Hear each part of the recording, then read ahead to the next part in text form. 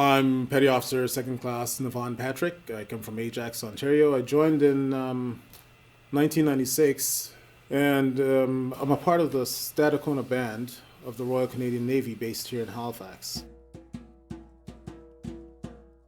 My inspiration for my piece came from a book written by Dennis and Leslie McLaughlin called For My Country. I've used the same name for my piece. The cover has a photo of some of the gentlemen from the No. 2 Construction Battalion. They were the group of men that went over in the First World War to help construct bridges and build roads, etc. All black, mostly from Nova Scotia. When I had my inspiration, I was thinking about the No. 2 Construction Battalion. When I dedicated the piece, I thought about the people who've served, so all of the veterans that are black, all of the people that are serving right now that are black, and then for the people who may serve in the future.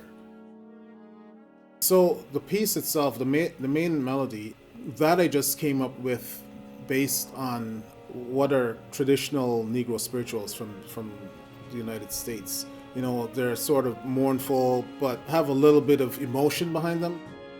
The overall picture I had in my head for the piece was the initial call to action is what is the fanfare. Then you have that theme, which is somebody's life.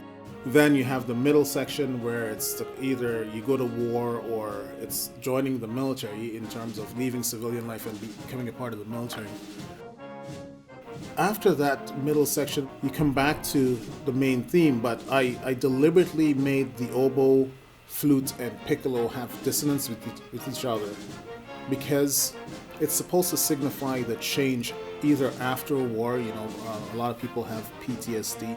A lot of people are changed when they finish their military service. So I wanted to make a distinction between the first theme and then after the service. It was important for me to write this piece because I didn't know of any music written for the No. 2 or written for black people in the forces.